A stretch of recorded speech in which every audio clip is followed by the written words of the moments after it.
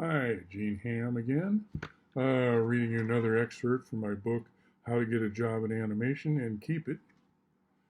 Last time we were reading about my work when I worked at Hanna-Barbera on my third trip to Hollywood.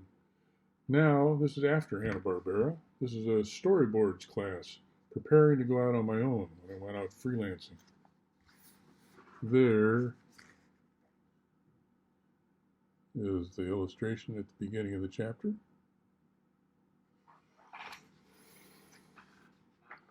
Following the cartoonist strike in 1982, I couldn't get hired by any of the cartoon studios.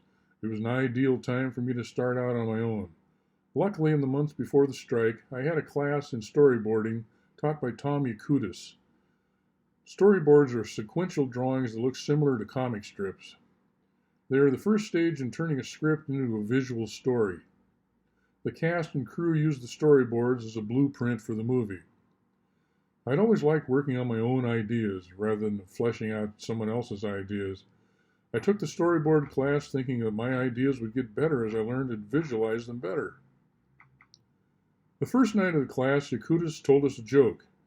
He recited, "There's this guy in a locker room getting undressed, and all the guys start laughing at him because he's wearing a woman's girdle. He says, 'Go ahead and laugh. I've been wearing this girdle ever since my wife found it in the glove compartment.'"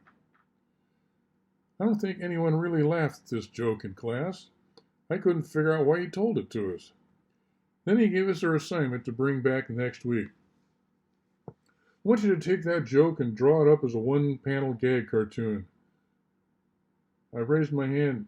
"Can I write my own joke?" "No, I want you to use this one." I returned home grumbling about this joke. It didn't take much effort to stage the joke as a one-panel cartoon. I just hoped the next week I would be able to write my own joke. The next week, at the beginning of the class, we showed our one-panel cartoons, and mine survived the critique.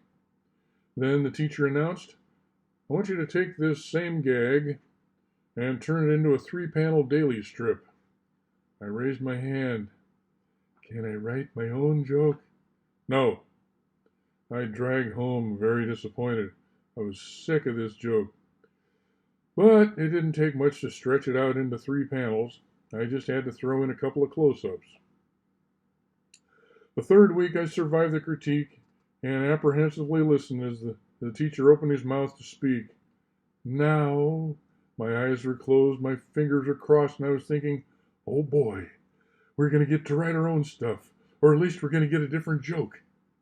The teacher broke into my fantasy.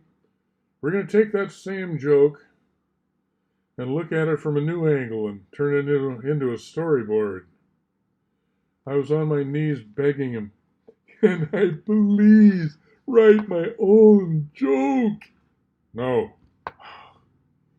I stomped home pissed. I hated this class. I wanted to quit. I was so mad that I started banging furniture and jumping up and down. While I was going on this rant, I happened to catch myself in the full-length mirror and saw how ridiculous I looked. I asked myself, why do I hate this class? Well, it's because I hate this joke. And why do I hate this joke? Well, because it isn't funny. Well, why isn't it funny? Well, people in a locker room laughing at a guy wearing a girdle aren't funny. When I was in high school, jocks were laughing at me because I wasn't a jock. So laughing at somebody doesn't strike me as funny. The only possible moment that this could be funny is when the wife first discovers the girdle. So I approached the storyboard from that angle. In the first panel, I showed a high shot looking down on a desert highway with one lone car on it. From the car, we hear the wife say, "I think we're lost, dear."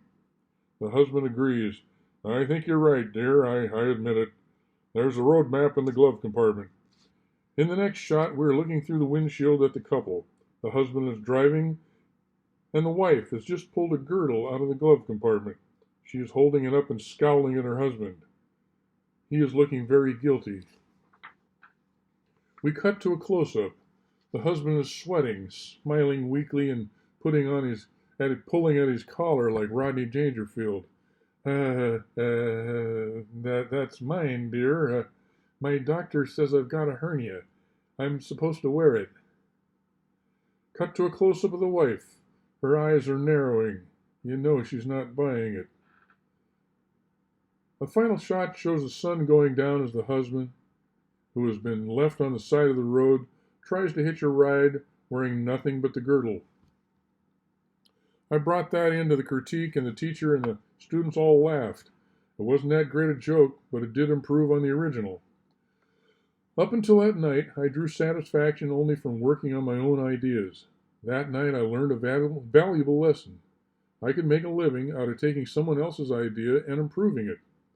Sometimes a client will have a great idea that is easy to visualize on a storyboard. Often they have horrible ideas. Sometimes you just have to grit your teeth and smile, and while you lie, that's a great idea. You can pay the rent and put groceries on the table, and you can take an idea that's pure crap and elevate it all the way up to feces. So maybe there was a method to Yakutis' madness after all. He probably knew the joke wasn't funny and was preparing us for the realities of the industry. Your job in storyboards is to stage the script as best you can. If it still doesn't work, you're still in the storyboard stage. They have paid money only to you.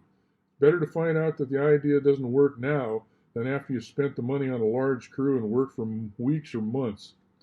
The old cliche when a picture wasn't working was, "Don't worry, we can fix it in post." This meant that the editor would be stuck with trying to make some unusable footage work. Now, with ridiculously soaring budgets, planning is more important than ever. Storyboards allow you to fix it in pre.